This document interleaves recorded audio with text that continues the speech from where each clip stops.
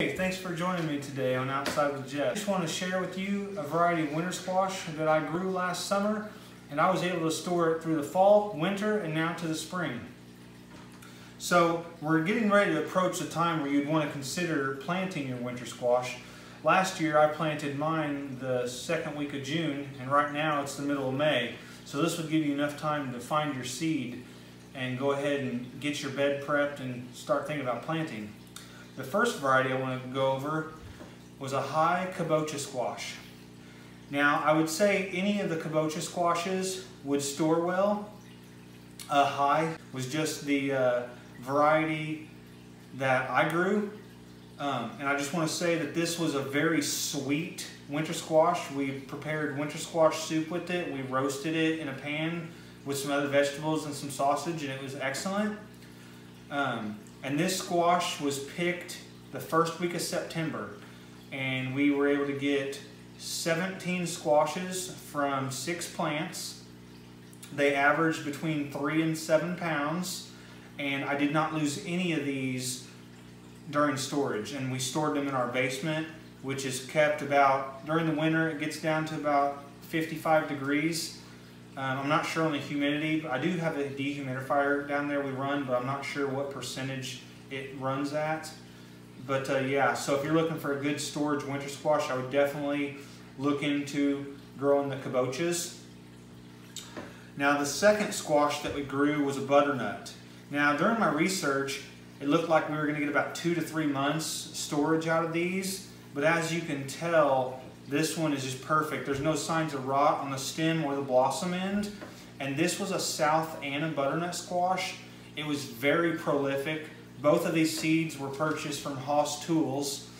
And we had 8 of these plants, and we got 25 butternut squashes. Now this is one of the larger specimens. I ate all the smaller ones first because I figured if any of them were going to try to rot on us, it was going to be the smaller of the squashes.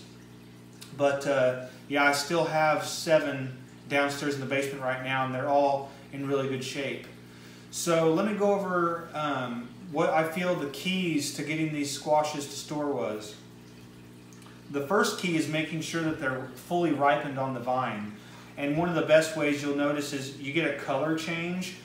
Was regularly like a yellowish color, and then it started getting these stripes on it, and it got a darker tan. Also, when it was growing, you could put your nail into it and it wouldn't make a dent. It's still hard.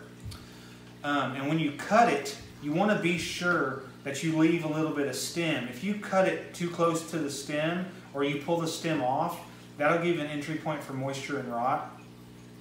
Once you cut these from the plant, what you want to do is you want to leave them outside as long as it's not going to rain.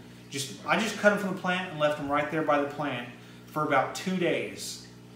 And then after that, I brought them to my back patio, my back porch area, so they were in the shade, but they were still outside so they could continue to dry and cure.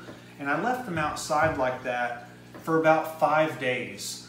So what that enabled it to do is this stem end could cure, and it would dry up really good. It wouldn't let any critters try to crawl in there, and it sealed it off from the good flesh inside these squashes.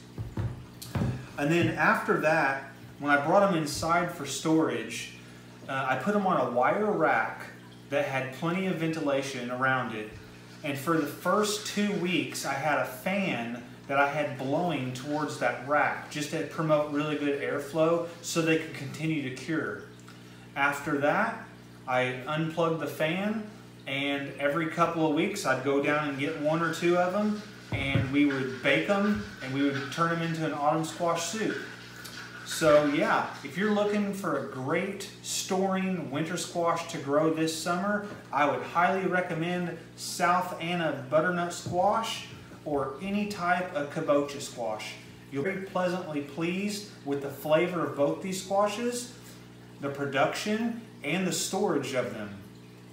If you found this video helpful, I'd really appreciate it if you'd hit that thumbs up button, drop a comment down below, consider subscribing to the channel so you can be kept up on all future content, and of course share this video to your gardening social media.